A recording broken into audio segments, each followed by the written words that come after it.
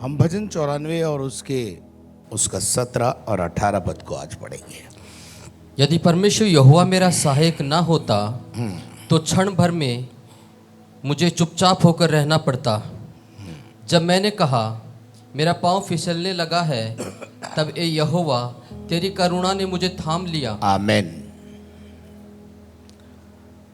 लेखक बोलता है यदि यहोवा मेरा सहायक ना होता। आज हम अपने जीवन पर विचार करें, यदि परमेश्वर हमारी ओर ना हो, यदि यहोवा हमारे साथ ना हो, यदि उसका अनुग्रह हमारे ऊपर से हट जाए तो हमारी क्या दशा होगी।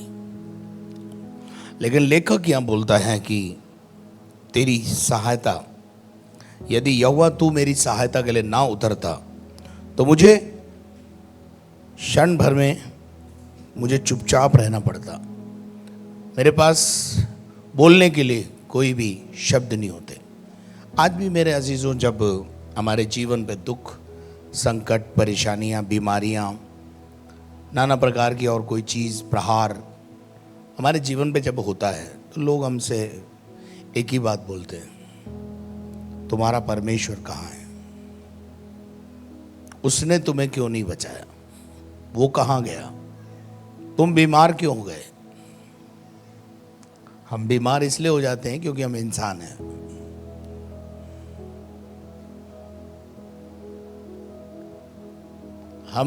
हमारे घर में मृत्यु क्यों आती है? क्योंकि हम इंसान हैं।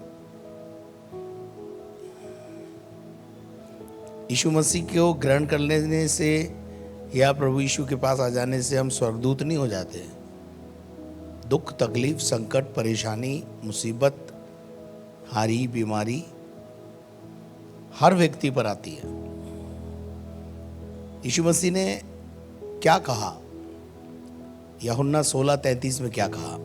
मैंने ये बातें तुमसे इसलिए कही हैं। यीशु मसीह कह रहा है मैंने ये बातें तुमसे इसलिए कही हैं कि तुम्हें मुझ में शांति मिले। मुझ में क्या मिले? शांति मिले। शांति मिले। और संसार में तुम्हें क्लेश होता है। अब सुनिए क्या लिखा है। यीशु मसीह ने क्या कहा? संसार में तुम्हें क्लेश होता है। संसार में तुम्हें क्लेश होता है। यानी जब तक हम इस संसार में हैं, इस संसार में जो दुष्ट के वश में पड़ा, कल मैंने बताया था आपको, दुष्ट का काम क्या है? धर्मी को सताना। और एक बात बता दूं, बाइबल में एक जगह ऐसा भी लिखा है कि दुष्ट को रखा ही परमेश्वर ने धर्मी के लिए।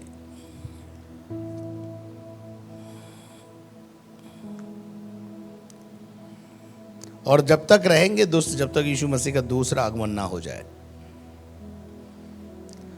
यीशु मसीह ने साफ और स्पष्ट शब्दों में कहा कि संसार में तुम्हें क्लेश है, परंतु हमारे पास एक आशा है।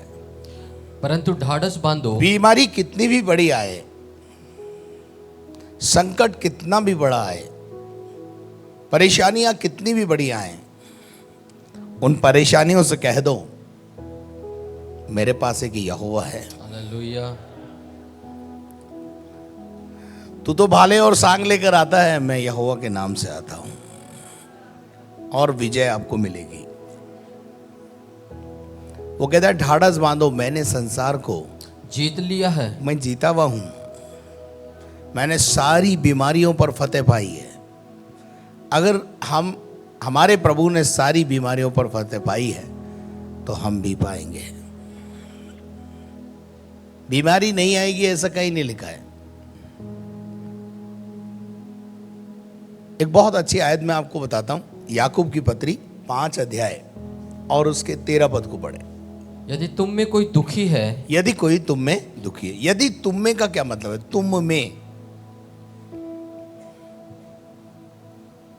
तुम में का मतलब है इनर सर्कल, यानी कलीसिया में। एक है आउटर सर्कल, एक है इनर सर्कल। जो कलीसिया से बाहर हैं उनको हम आउटर सर्कल मानेंगे, और जो कलीसिया के अंदर हैं वो कलीसिया के अंदर पाए जाते हैं, यानी इनसाइड है वो। अब यहां पर परमेश्वर ये नहीं कह रहा है जो बाहर है, जो अंदर है उनके जीवन में याकूब लिख रहा है कि यदि तुम में कोई दुखी हो, इसका मतलब दुख आएगा। आप मेरे साथ हैं?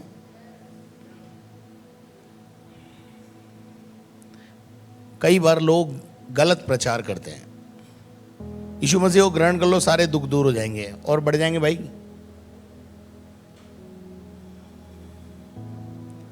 लेकिन बाहर और अंदर में अंतर क्या है मालूम है? अंदर में अंतर यह है, बचाने वाला हमारे साथ है। मुझे बताइए, जिस नाव में यीशु मसीह सो रहे थे, आंधी तूफान ने नहीं घेरा उसे, पर धन्य हैं वो चेले जो यीशु को ले चले, क्योंकि जब आंधी और तूफान ने बहुत ही ज्यादा उत्पात मचा दिया और नाव डूबने जैसी स्थिति में आ गई, तुरंत बचाने वाले को आगे ले आए। कितने लोग बात को समझ रहे हैं? और यीशु उस समय खड़ा हुआ आगे आया और खड़ा होकर उसने आंधी और तूफान को ऐसा डांटा कि वो शांत हो गया। हमारे पास एक धन्य आशा यह है कि हमारे पास एक सहायक है। यीशु मसीह ने अपने देह के दिनों में हमसे कई बार कहा, मैं तुम्हें अनाथ नहीं छोड़ूंगा, मैं जाऊंगा, मेरा जाना तुम्हारे लिए अच्छा है, क्योंकि मैं जाऊंगा तो एक सहायक वहां से आएगा, और उस सहायक का नाम है पवित्र आत्मा। और वो पवित्र आत्मा अब भी हमारे अंदर है, हमें अंदर के लोगों को बयाने में दिया हुआ है, अंदर के लोगों को बयाने में पवित्र आत्मा अर्थात एक सहायक दिया हुआ है। और वो सहायक हमारे साथ 24 घंटे 365 दिन रहता है। इस्तेमाल करना हमें आना चाहिए।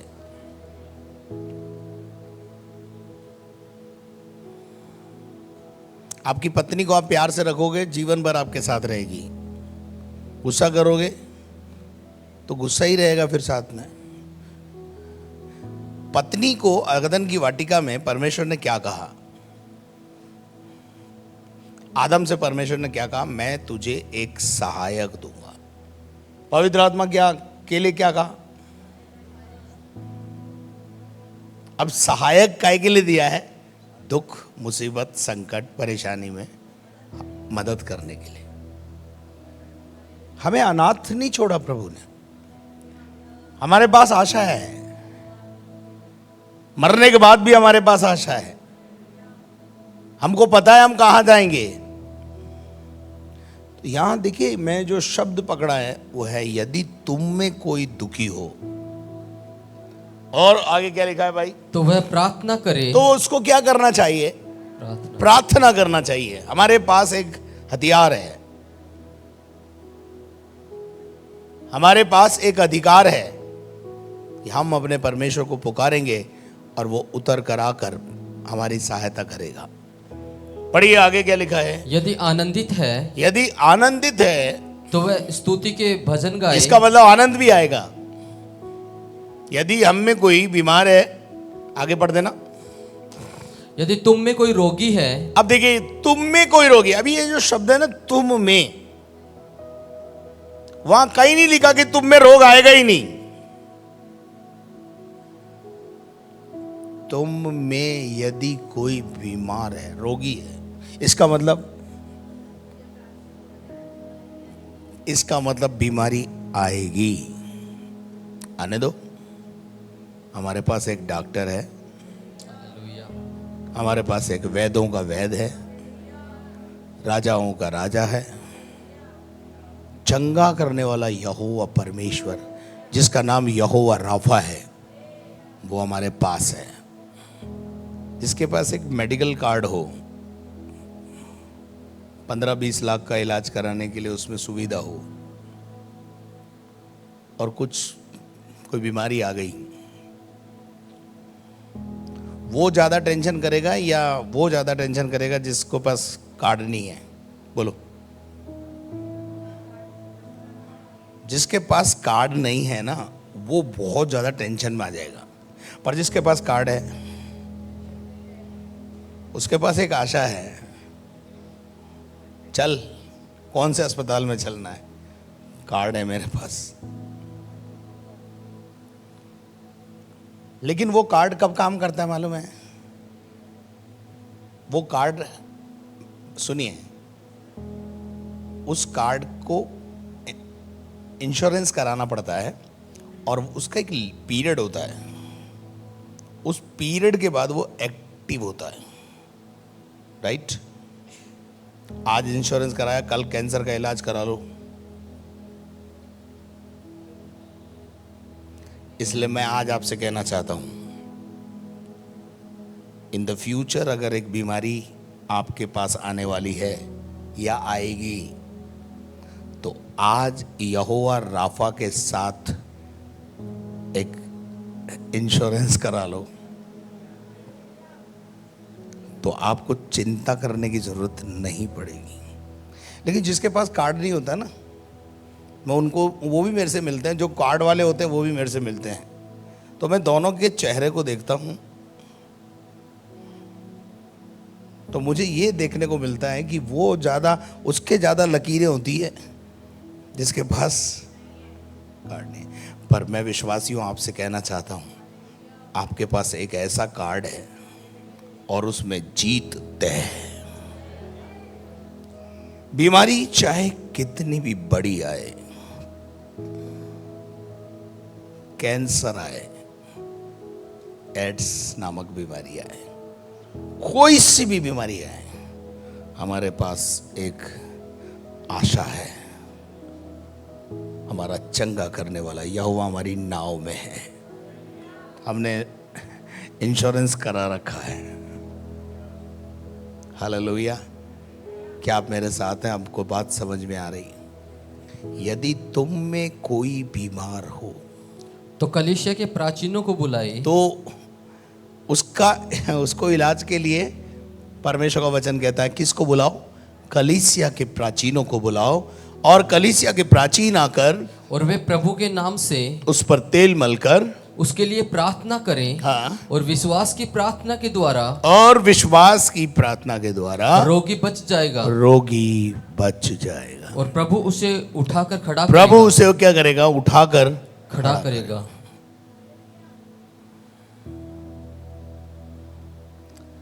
बीमारी का आना और बीमारी का पता लग जाना,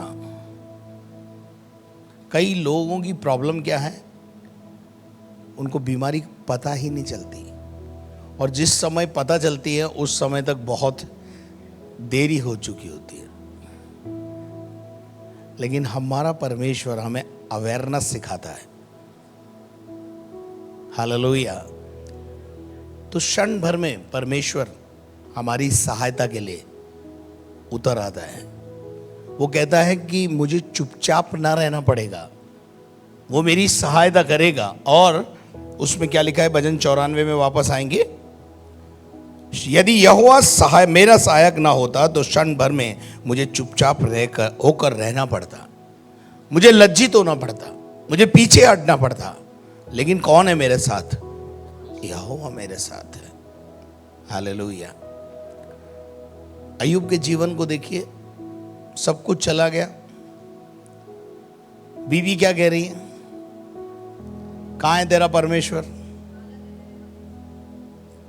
लानत है तेरे परमेश्वर पर। उसके दोस्त क्या कह रहे हैं? Where is your God? अगर गॉड तेरे साथ होता तो ये दशा तेरी नहीं होती। अगर परमेश्वर तेरे साथ होता तो ये दशा तेरी नहीं होती। ये उनकी सोच है, लेकिन अय्यूब की सोच में अभी भी प्रभु बसा हुआ है।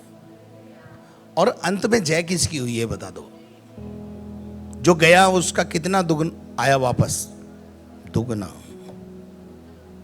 दुगना लौटाने वाला परमेश्वर क्षतिपूर्ति नहीं करता है, इफरात से ज्यादा देने वाला खुदा है, दुगना लौटाने वाला खुदा है। यीशु मसीह ने बहुत अच्छी बात बोली। पतरस ने पूछा, हम अपना सब कुछ छोड़ के तेरे पीछे आए, बता हमें क्या मिलेगा? यीशु मसीह ने बहुत अच्छा जवाब दिया। इस दुनिया में पहली बात ऐसा कोई नहीं है जिसने मेरे खातिर माँ बाप भाई बहन लड़के वाले खेत बिजनेस कुछ छोड़ा हो मेरे खातिर। और इसी दुनिया में, इस दुनिया के बाद की बात नहीं कर रहा हूं, इसी दुनिया में 100 गुना, कितने गुना? 100 टाइम परमेश्वर लौटाने वाला खुदा है। अय्यूब को तो दुगना ही लौटाया बेटे। पर आपके लिए एक बहुत बड़ी आशा है। अय्यूब को कितना दिया, पर हमारे लिए कितना है? तो भले हम कौन है? प्रेशियस है उसकी दृष्टि में, हम उसके बेटे और बेटियां हैं। तो इसलिए परमेश्वर जो है हमको 100 गुना लौटाता है। 18 पद में वो कहता है, जब मैंने कहा मेरा पांव फिसलने लगा है। कई बार हम अपने जीवन में ये अनुभव करते हैं, हमारे पांव फिसलने लगते हैं, हमारा विश्वास डामाडोल हो जाता है। कब होता है मालूम है? जब हम संकट में होते हैं। ये नेचुरल है। हेलो, इस बात को समझिए, ये नेचुरल है। ये होता है, हो सकता है, होता है, हो सकता है। इसमें घबराने और परेशान होने की जरूरत नहीं है। मैं एक ऐसा उदाहरण आपको दूंगा जिससे आपको लगेगा कि अच्छों का इस विश्वास संकट के समय में डामाडोल हो जाता है। जब संकट आता है तो हम कई बार सोचते हैं, यार मैंने सही प्रभु पकड़ा कि नहीं पकड़ा, मैं सही रास्ते पे चल रहा हूं नहीं चल रहा हूं, मैंने यीशु पर विश्वास करके कहीं गलती तो नहीं कर दी। जब संकट आता है, और ये नेचुरल है, ये ह्यूमन जो मानव की जो प्रवृत्ति है उसमें इनबिल्ट है। पर धन्य है वो व्यक्ति जो अपने विश्वास की रखवाली करता है। जब मैंने कहा मेरा पांव फिसलने लगा, तब हे यहोवा तेरी करुणा ने मुझे थाम लिया। आप आज अगर यहां बैठे ना तो करुणा से बैठे हैं, वरना आने की कोशिश तो बहुत लोग करते हैं, आए भी हैं, पर छोटी सी बात से परेशान होकर छोड़ के चले गए, ठोकर खा के चले गए। मेरे प्रचार से ठोकर खा जाते लोग। तो मैं कई बार प्रभु से पूछता हूं, प्रभु यीशु मसीह बोलता है मैं हरा दरख्त, मुझे ही नहीं छोड़ा, तुझे कौन छोड़ेगा? फिर मेरे प्रचार से भी लोगों ने ठोकर खाई। और सीधी बात और सीधा प्रचारक किसी को पसंद नहीं होता, वो आरोप प्रत्यारोपण करके चले जाते हैं। पर धन्य है आप जो संभले हुए हैं। अभी तक आप विश्वास की कुश्ती में हैं, विश्वास की दौड़ में हैं, वरना शुरू तो बहुत लोगों ने की थी। 1994 से मैं देख रहा हूं बहुत लोगों ने इस दौड़ को शुरू किया, पर चंद ही हैं जो अभी तक दौड़ रहे हैं। ये 100 मीटर की दौड़ नहीं है, 200 मीटर की दौड़ नहीं है, ये लंबी दौड़ है। मौत के घंटे के साथ ही ये दौड़ रुकती है, इससे पहले रुकती नहीं है ये दौड़। तो मैं जो उदाहरण दे रहा था आपको, वो मैं उदाहरण आपको देना चाहता हूं ताकि आप समझें कि विश्वास से फिसल जाना या विश्वास से डिग जाना कोई अननेचुरल नहीं है, ये नेचुरल है, ये मानव की प्रवृत्ति है। यूहन्ना 1:29 में क्या लिखा है, पढ़े।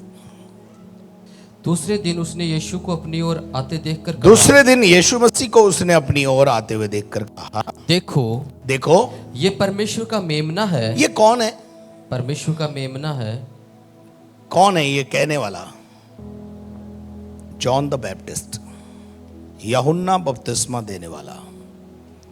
बाइबल में लिखा है, यूहन्ना 1:6 में लिखा है, एक मनुष्य परमेश्वर की ओर से आ उपस्थित हुआ जिसका नाम यूहन्ना था। यूहन्ना है। यूहन्ना किसकी तरफ से आया? परमेश्वर की तरफ से आया। काई के लिए आया? मार्ग तैयार करने के लिए, जिसके विषय में यशायाह ने भविष्यवाणी की है।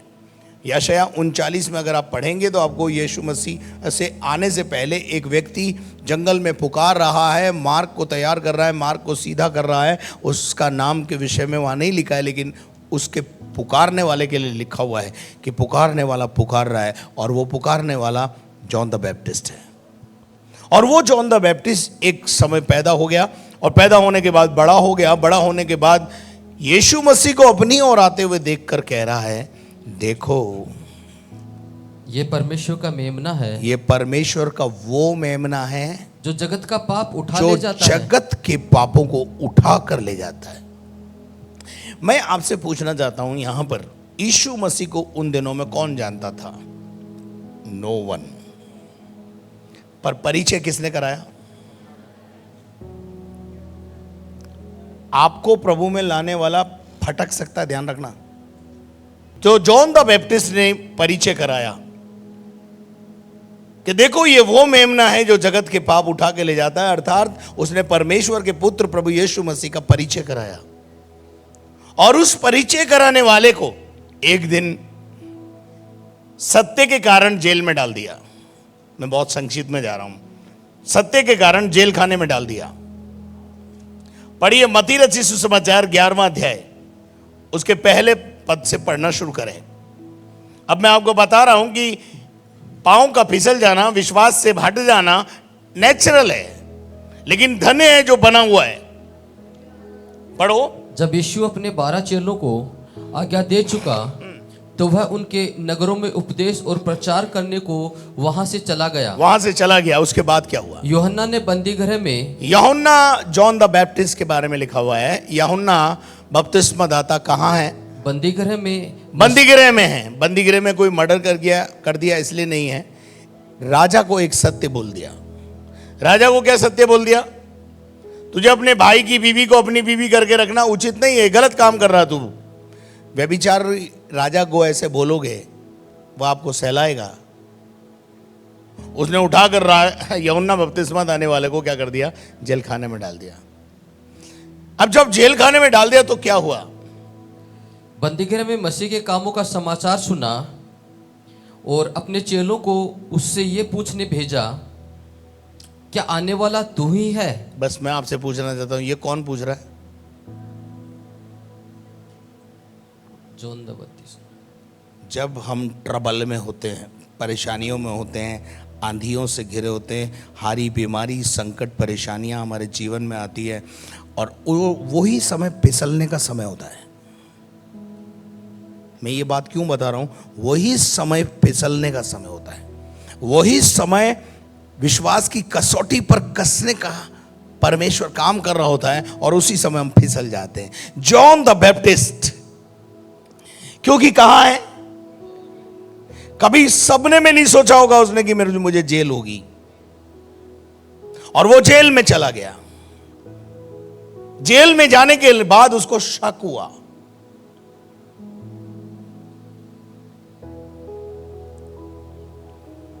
और शक भी उसने किस पर कर दिया? यीशु मसीह पर। और अपने चेलों को, जब वो चेले विजिट पे गए होंगे मिलने के लिए, तो उनसे बोला कि जाकर उससे पूछो कि आने वाला तू ही है या कोई और है। अब मुझे एक बात बताइए, जॉन द बैप्टिस्ट का पांव और विश्वास फिसला कि नहीं फिसला? आगे ना डाउट।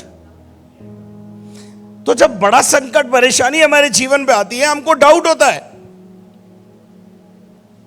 मैं सही शिक्षा में चल रहा हूं या नहीं।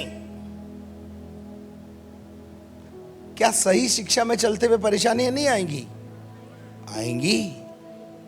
लेकिन एक बात ध्यान रखना, कलीसिया आपका मातृभूमि है, और you are not here by any accident, you are here in the plan and purpose of God. परमेश्वर की योजना के अंतर्गत आप यहां आए हो, वरना परमेश्वर आपको, पवित्र आत्मा आपको कहीं और भी ले जा सकता था।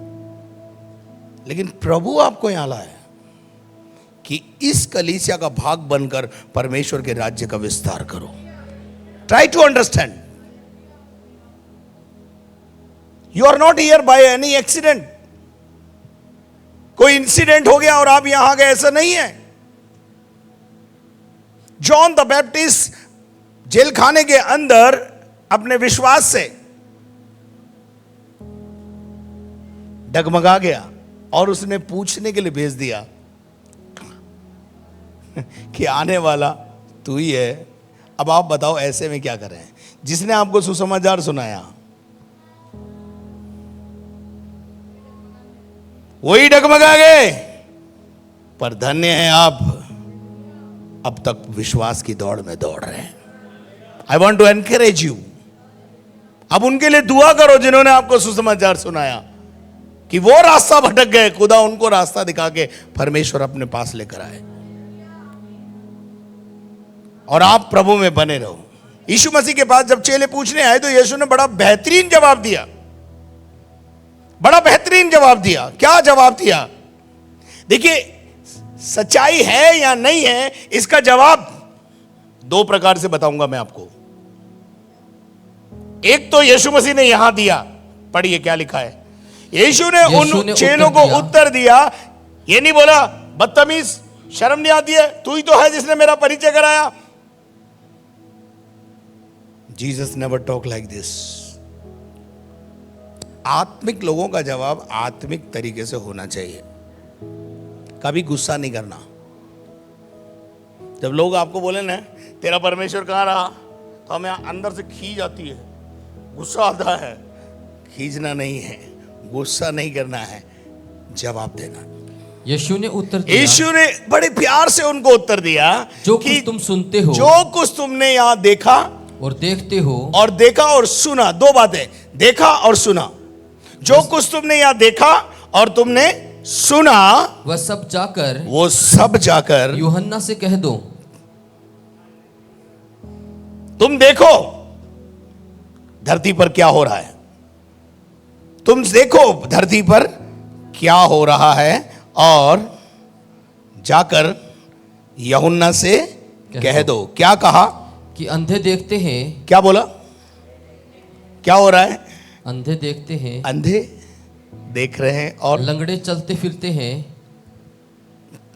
इसका मतलब क्या है मालूम है? यीशु मसीह ये कह रहा है, चिन्ह चमत्कार हो रहे हैं, परमेश्वर चिन्ह चमत्कारों के द्वारा मेरा प्रकटीकरण कर रहा है। समझ रहे हैं बात को? अच्छा, आप यहां आते हैं, दुष्ट आत्माएं निकल रही हैं, नहीं निकल रही हैं? चमत्कार हो रहे हैं, 18-18 साल बाद बच्चे मिल रहे हैं, नहीं मिल रहे हैं आपके सामने? तो आप मुझे बताइए, मैं गलत हूं? ये चर्च गलत है? जॉन द बैप्टिस्ट का विश्वास in the time of trouble हमारा भी फिसल सकता था, पर परमेश्वर ने हमको फिसलने नहीं दिया। हालेलुया! कितने लोग मेरी बात को समझ में आए? फिसल सकते थे हम भी कहीं जाके किनारे लग सकते थे। बहुत लोगों ने हमारे कान भरे हैं, बहुत लोगों ने कड़वाहट उत्पन्न करने की कोशिश की है, लेकिन आपने अपनी आंखों से देखा है और कानों से सुना है कि यहोवा यहां काम कर रहा है। हम आत्मिक लोग हैं, हम आत्मिक जवाब देते हैं। प्रेरितों के काम में अगर आप देखें तो वहां लिखा हुआ है, मुझे वो आयत अभी याद नहीं आ रही, कलीसिया विश्वास में दृढ़ होती गई और गिनती में बढ़ती गई। लिखा है कहीं? है? कलीसिया विश्वास में दृढ़ होती गई और गिनती में बढ़ती चली गई। ये दो बातें प्रमाणित करती है कि यीशु उस कलीसिया में मौजूद है। विश्वास में दृढ़ होना। आज यहां बहुत सारे ऐसे हैं जो हारी आई, बीमारी आई, दुख आए, संकट आए, परेशानियां आई, धमकियां मिली, पर वो आज भी विश्वास में मौजूद है। मुझे यीशु मसीह की वे ऑफ टॉकिंग बहुत अच्छी लगती है। पतरस, यूहन्ना, याकूब और 12 चेले बैकस्लाइड हो गए, तिब्रियास झील पे चले गए। पतरस ने बोला मैं तो मछली पकड़ने को जाता हूं, तो सारे चेलों ने बोला तू जा रहा है तो हम भी चलते हैं। यीशु मसीह कहां पहुंचा? मैं यूहन्ना 20 में बात कर रहा हूं। तिब्रियास झील के किनारे पहुंचा। 21वें अध्याय में यीशु मसीह ने उन चेलों से पूछा, क्या तुम्हारे पास कुछ खाने को है? तुम्हारी स्थिति क्या है? जाते ही झाड़ा नहीं उनको बुरी तरह से। 12 चेलों को 3.5 साल खाना खिलाया, उनको साथ रखा, उन्हें ट्रेंड किया। उनको कैसे छोड़ सकता है वो? पतरस तो फिसल गया, 12 चेले भी फिसल गए, पर धन्य हैं आप जो अभी तक फिसले नहीं। कोई तो बोले हालेलुया। इतनी बढ़िया बात मैंने आपके लिए बोली। पतरस तो फिसल गया। पतरस, यूहन्ना, याकूब से यीशु मसीह ने जाकर बदतमीजी से बात नहीं किया, कड़क स्वभाव से बात नहीं किया, डांटा नहीं। हम होते तो क्या बोलते? तुमको 3 साल इसलिए पाला पोसा बड़ा किया, बदतमीज, तू यहां आ गया, खुद तो आया, इनको भी ले आया साथ में, नालायक कहीं का नहीं, तो शर्म नहीं आती तेरे को? But Jesus never talk like this. कई बार पास्टर लोग जो हैं थोड़ी ही देर में गुस्सा ऐसा प्रकट करते हैं। ऐसे भी पास्टर हैं जो ये बोल देते हैं मैं आग बरसा दूंगा, ध्यान रखना। पर यीशु मसीह ने कितने प्यार से बात की। कुछ खाने को है? नहीं है। कुछ पकड़ा? नहीं। क्या हालात हैं? निराश। यीशु मसीह ने कहा अच्छा ठीक है, जाल डालो। और जब जाल डाला, 153 बड़ी मछलियां पकड़ के ले आए। अब 153 मछलियों को रख करके यीशु मसीह ने कहा पतरस, तू इस मछली से प्रेम करता है या मुझसे प्रेम करता है? आज भी प्रभु पूछता है, तू संसार को प्यार करता है या मुझे प्यार करता है? तू भौतिक चीजों को प्यार करता है या मुझे प्यार करता है? आपका जवाब, पतरस का जवाब। अच्छा, पतरस को अगर डांटता तो पतरस का मूड खराब हो जाता, लेकिन यीशु मसीह ने डांटा नहीं। आपको पता है यीशु मसीह ने चेलों से बात करने से पहले क्या किया?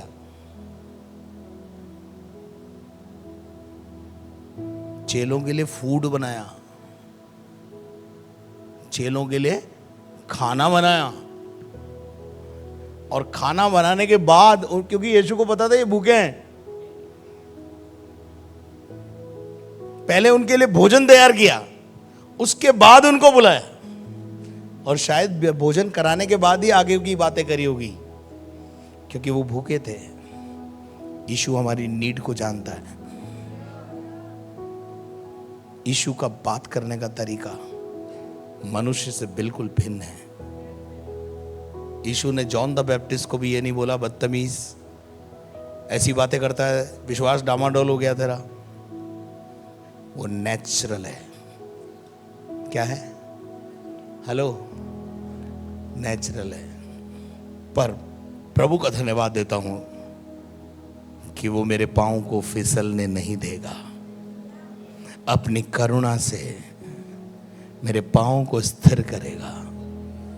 बहुत अच्छी बात लिखी है। चलो आखिरी बार उस आयत को पढ़ के खत्म यदि करें। यहोवा मेरा सहायक ना होता, यदि खुदा मेरा साथ नहीं होता, तो क्षण भर में मैं चुपचाप रहना पड़ता, मैं जवाब देने लायक नहीं रहता। लेकिन अगली आयत में लिखा है, जब मैंने कहा मेरा पांव फिसलने लगा है, मैंने कहा मेरा पांव फिसलने लगा है, मेरा विश्वास डामाडोल होने लगा है, मेरा ईमान डामाडोल होने लगा है, मेरे को लगता है मैं जाऊं कलीसिया में या ना जाऊं, तब ये यहोवा, तब हे यहोवा, तेरी करुणा ने, तेरे अनुग्रह ने, तेरी दया ने मुझे संभाल लिया। हालेलुया। मुझे चौड़े स्थान पे खड़ा किया, मुझे फिसलने की जगह से हटाया। आपका बच्चा पतंग उड़ाने जाता है ऊपर छत पे, आप क्या करते हैं? मना करते हैं उसे। क्यों मना करते हैं? क्योंकि वो जगह कैसी है? फिसलने की जगह है, वो गिरने की जगह है। प्रभु नहीं चाहता कि हम गिरने की जगह पर खड़े हों। इसीलिए भजन 1:1 में लिखा है, धन्य है वो व्यक्ति जो दुष्टों की युक्ति पे नहीं चलता, न पापियों के मार्ग में खड़ा होता है, न पाप ठट्ठा करने वालों की मंडली में बैठता, क्योंकि वहां फिसलने के चांस है। मैं आपसे आग्रह करना चाहता हूं, आप ऐसी जगह खड़े ही मत हो जहां चांस गिरने को। उनसे, उनको समझाओ बुझाओ, उनसे किनारा करने की कोशिश करो जो आपके विश्वास को कमजोर करते हैं, जो आपको प्रभु में आगे बढ़ने से रोकते हैं। नेगेटिविटी उनसे, उनके जीवन में भर गई है, वो एक दिन आपको भी नकारात्मक की ओर ले जाएंगे। पॉजिटिव लोगों के साथ रहो, पॉजिटिविटी में आगे बढ़ो, तब आप अपने विश्वास की रखवाली कर पाओगे।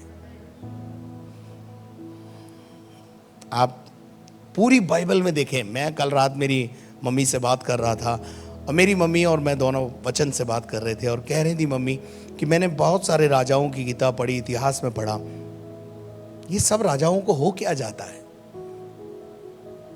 तब मैंने मेरी माँ को बताया, माँ बाइबल में अधिकतर लोगों ने आत्मा से शुरू करके शरीर पर अंत किया है। आत्मा से शुरू किया, अंत कहां किया? शरीर पे। हम उनमें से ना बने, हमने आत्मा से शुरू किया है। तब मैंने मेरी मम्मी को बोला, मम्मी राजाओं की कहानी तो छोड़ो, नए नियम में एक चरित्र है पौलुस, उसने एक बात कही, मैंने एक कुश्ती लड़ी, मैंने विश्वास की दौड़ को दौड़ा और अपने विश्वास की रखवाली की।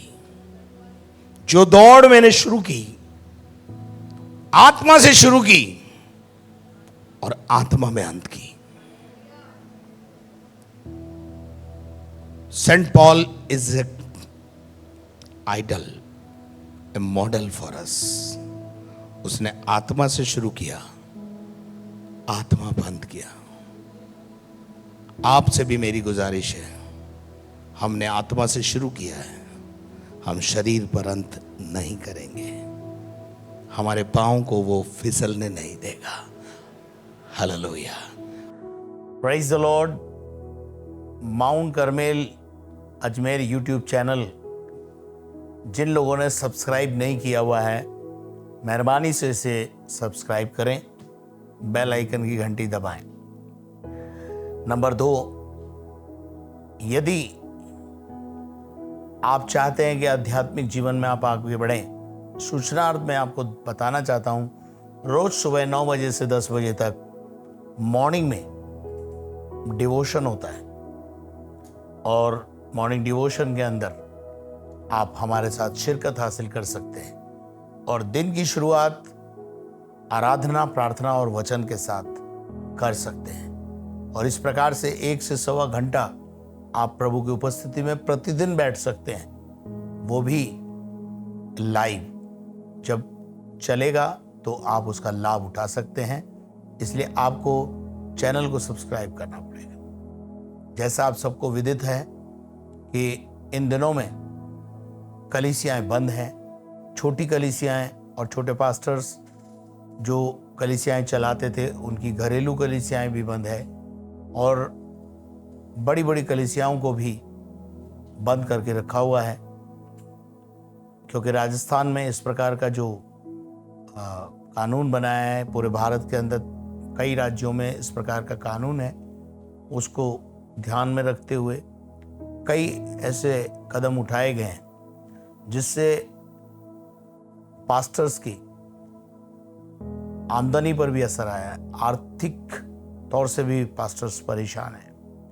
यदि आप ऐसे पास्टर्स तक अपनी मदद पहुंचाना चाहते हैं तो आपसे मेरी अपील है कि आप अपना योगदान उन पास्टर्स के लिए, यदि आप चाहें तो हमारे पास भी भेज सकते हैं ताकि हम उन तक पहुंचा सकें। उसके लिए आपको जो हमारा QR कोड है उसका इस्तेमाल करना है और उसके ऊपर आपको पैसा, यदि आप सेवकाई के लिए भेजना चाहते हैं, उन पास्टर्स के लिए भेजना चाहते हैं तो आप भेज सकते हैं। Thank you and God bless you.